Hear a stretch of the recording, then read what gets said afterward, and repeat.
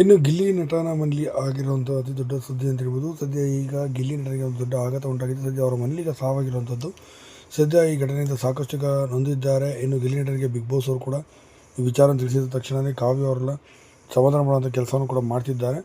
ಆದರೂ ಕೂಡ ಗಿಲ್ಲಿ ನಟ ತುಂಬಾ ಇದರಿಂದ ನೋವನ್ನು ವ್ಯಕ್ತಪಡಿಸಿದ್ದಾರೆ. ನಿಜಕ್ಕೂ ಆಗಿರೋದು ಏನಂತ ಈಗ ನೋಡ್ತಾ ಬಂದರೆ, ಈಗ ಬಂದಿರೋಂಥ ಮಾಹಿತಿಗಳ ಪ್ರಕಾರ ಗಿಲ್ಲಿ ನಟನ ಬಗ್ಗೆ ಅವರ ಅಜ್ಜಿ ಸದ್ಯ 92 ವರ್ಷ ವಯಸ್ಸಾಗಿತ್ತು. ವಯಸ್ಸಾದ ಕಾಲದಿಂದ ಕೂಡ ಬಳಲ್ತಿದ್ರು ಅಂತ ಹೇಳಲಾಗುತ್ತೆ.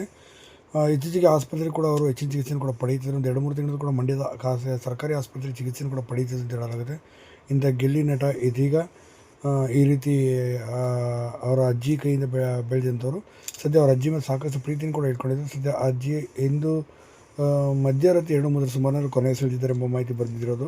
ಸದ್ಯ ಬಿಗ್ ಬಾಸ್ ಈಗ ತಿಳಿಸಿದ್ದಾರೆ, ನೀವು ಮನೆಯಿಂದ ಅವರು ಎಲಿಮಿನೇಷನ್ ಅಂತ ನಾವು ನಿರ್ಧಾರವನ್ನು ಮಾಡ್ತೀವಿ. ಯಾಕೆಂದರೆ ಬಿಗ್ ಬಾಸ್ ಇದು ಕೊನೆಯ ಹಂತದಲ್ಲಿ ಬಂದಿರೋದ್ರಿಂದ ಸದ್ಯ ನಿರ್ಧಾರ ಮಾಡಬೇಕಾಗುತ್ತೆ. ನಿರ್ಧಾರ ನಿಮ್ಮ ಕೈಯಲ್ಲಿದೆ ಅಂತೇಳಿ ಬಿಗ್ ಬಾಸ್ ಈಗ ಗಿಲ್ಲಿ ಮೇಲೆ ಬಿಟ್ಟಿದ್ದಾರೆ. ಗಿಲ್ಲಿ ಕಣ್ಣೀರು